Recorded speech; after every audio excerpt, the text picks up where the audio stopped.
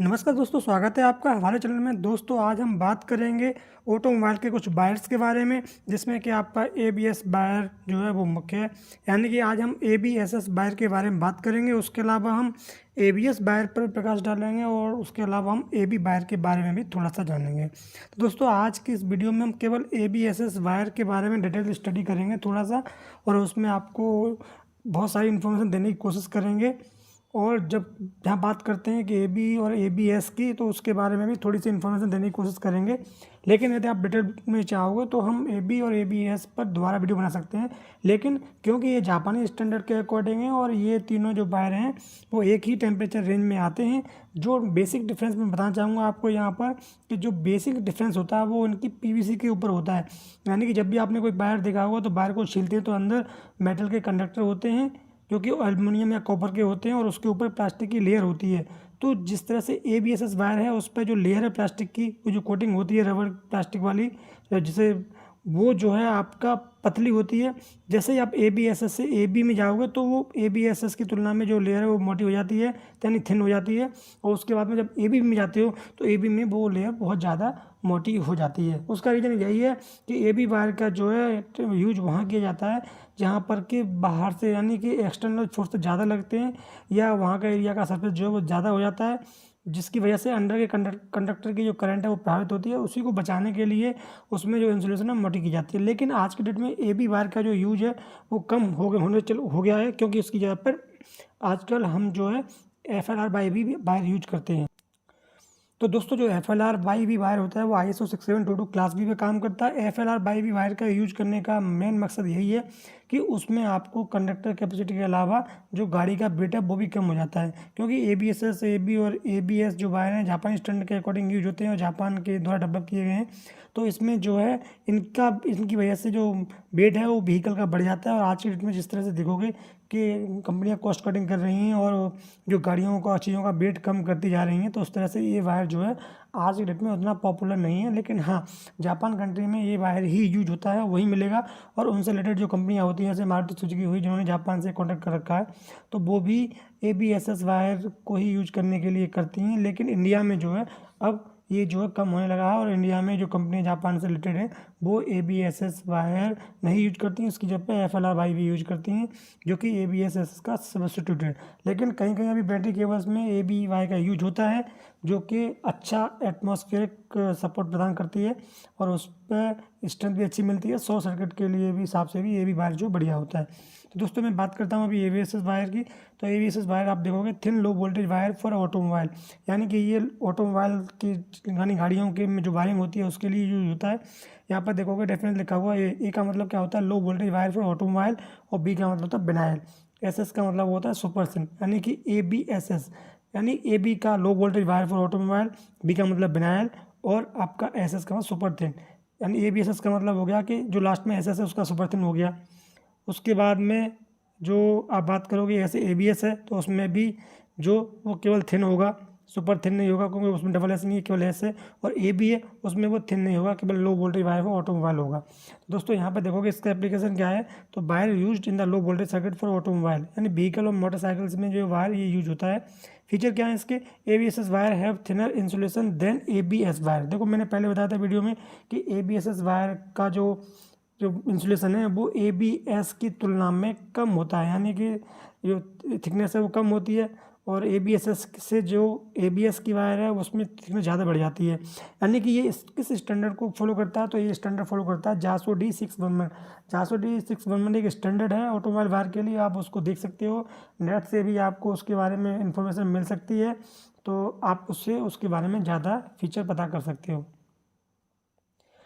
दोस्तों हम देख लेते हैं इसके वायर चार्ट के लिए। तो आप देखोगे कि ऊपर क्या है, कंडक्टर एनएल्ड कॉपर स्टैंडर्ड कंडक्टर्स, ये कंडक्टर की कंस्ट्रक्शन दिखाई गई है इसमें। उसके बाद में नेक्स्ट कॉलम में इंसुलेशन है, उसके बाद में ओवरऑल डायामीटर है। तो ये डायामीटर है वो स्टैंडर्ड और मैक्स दो हैं। स्टैंडर्ड मैक्स जो ओवरऑल डायामीटर है ये बढ़ता चला जाता है, यानी कि अभी ये ABSS का है तो 1.4 है। यही बार जो ABS में जाता है तो 1.6 हो जाता है, 6 करीब हो जाता है, मतलब बढ़ जाता है। और जब आप AB में जाओगे तो इसकी कंडक्टर जो बहुत बढ़ जाता है। लेकिन कुछ साइज ऐसे हैं जो कि हमें हर स्टैंडर्ड में नहीं मिलते, यानी कि AB वायर में हमें 0.3 0.5 ये वायर आपको देखने को नहीं मिलते हैं।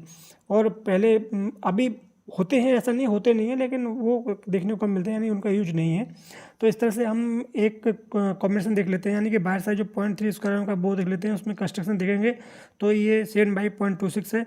कैलकुलेटेड एरिया यानी कि जो साइज है वो कितना होता है 0.3716, यानी हम बात कर रहे हैं जो कंडक्टर होते हैं अंदर जो मेटल का पार्ट होता है उसी के बारे में बात करें, उसी कंस्ट्रक्शन के बारे में बात करें, उसी की डायमीटर के बारे में बात कर रहे हैं। डायमीटर जो 0.8 mm होता है। अब ये हुआ अंदर के पार्ट का। अब बात करें प्लास्टिक वाले जो इंसुलेशन पार्ट होता है, जो ऊपर का पार्ट होता है उसके बारे में, तो इंसुलेशन थिकनेस होती है वो 0.3 होती है। उसके बाद में डायमीटर है वो 1.4 और मैक्सिमम होता है 1.5, यानी 1.4 1.5 के रेंज में आपने डायमीटर है उसका तो वो चलता है, कोई दिक्कत नहीं है। यदि ऐसा नहीं होता है, डायमीटर कम ज़्यादा होता है तो उसकी डिफेक्ट और कैटेगरी चेंज हो जाती है। उसके बाद में मार्किंग क्या होती है, 2 पीसेस होता है मार्किंग का। और हीट रेजिस्टेंस, यानी कि ये सबसे इंपॉर्टेंट है, हीट रेजिस्टेंस क्लास, यानी कि क्लास कौन सी है, क्लास है इसका 80 डिग्री सेंटीग्रेड, यानी कि ये जो वायर है वो मैक्सिमम आपका 80 डिग्री सेंटीग्रेड तक ही यूज करना चाहिए। इसकी जो रेंज है वो 80 डिग्री सेंटीग्रेड है, यानी कि इस कहने का मतलब ये है कि इसमें आप कंटिन्यूस करंट फ्लो करते हैं वो भी मैक्सिमम 80 डिग्री सेंटीग्रेड पर 10 घंटे के लिए, तो इस वायर पर कोई इफेक्ट नहीं पड़ेगा। लेकिन यदि टेम्परेचर बढ़ जाता है तो ये वायर जो है वो ख़राब हो जाएगा। मैक्स कंडक्टर रेजिस्टेंस 15.2 मिली ओम पर मीटर होता है। अप्रॉक्स वेट जो होता है वो ग्राम पर मीटर, यानी 5 ग्राम पर मीटर होता है। और आप देखोगे स्टैंडर्ड पैकिंग स्टाइल तो कॉइल शेप बनेगी। आप देखोगे बाहर एक जैसे लिवर के आता है गोल गोल घूमता है, वो उसी कॉइल शेप कहते हैं। तो ये सारी चीज़ें हुई। इस तरह से आप देखोगे इसमें बाहर साइज जो 0.5 स्क्वायर होता है, 0.85 है, 1.25 होता है। तो इस तरह से आप साइज भी देख सकते हो। दोस्तों बात करते हैं कलर कॉम्बिनेशन की। तो देखो इसमें स्टैंडर्ड कलर कॉम्बिनेशन जो यूज होती है, जो ऑटोमोबाइल फील्ड में होती है, आपको पता नहीं होगा। यहाँ पे देखो ब्लैक कलर होता है उसको बी लिखते हैं, यानी कि बाहर पे देखोगे आप तो BGR BL के लिखा हुआ मिलेगा आपको। तो आप उससे समझ जाइए, इस कलर कोडिंग से देखिए आप आइडेंटिफाई कर सकते हो कि ये वायर जो है कौन से कलर का है। यानी कि वैसे आपको पता होता है कि ब्लैक दिख रहा है तो ब्लैक कलर का वायर होगा, रेड दिख रहा है रेड कलर वायर होगा, लेकिन बाहर पर कभी लिखा नहीं होगा, ब्लैक रेड नहीं लिखा हुआ, वहाँ पर केवल B और रेड R लिखा हुआ।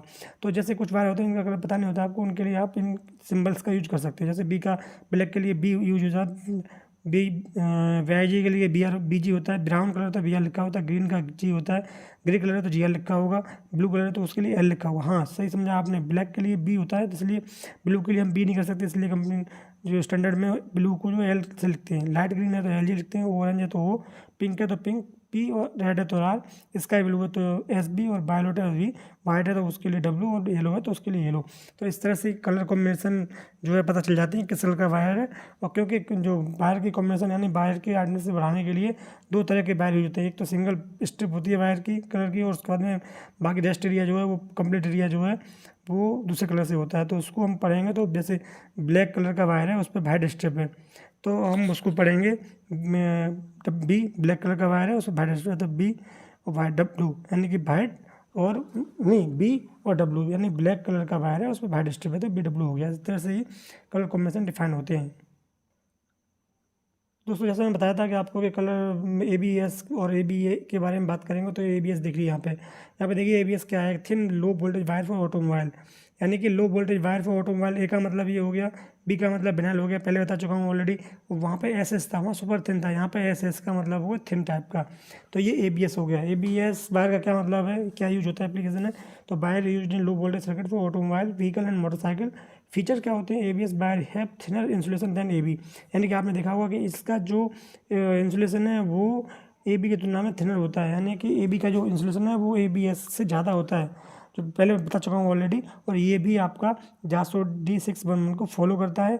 और इसमें क्या है कि इसका पर्पज़ क्या है कि इससे जो वायरिंग हार्नेस है उसको हल्का बनाना है और उसको लाइट वेट बनाना है, और उसका पूरा इस्तेमाल अच्छी तरह से करना है कि कहाँ पे हमें करना चाहिए। दोस्तों अब थोड़ा सा प्रकाश डाल लेते हैं AB वायर पे। तो AB का मतलब low voltage wire for automobile, B का मतलब बिनाइल। इसका एप्लीकेशन क्या है, wire used in low voltage circuit for automobile vehicle और मोटरसाइकिल। फीचर्स क्या होते हैं, AB wire is the oldest type of electric wire for automotive.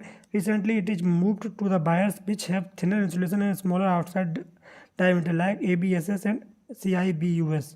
तो इसी ये किसको कंफर्म करता है, ये भी JIS 400D611 को करता है, उसके अलावा JIS-C 3406 को भी फॉलो करता है। तो दोस्तों आई होप कि आपको वीडियो पसंद आया होगा। वीडियो पसंद आया तो वीडियो को लाइक करें और शेयर करना ना भूलें, और हाँ चैनल पर नए तो चैनल को सब्सक्राइब करें।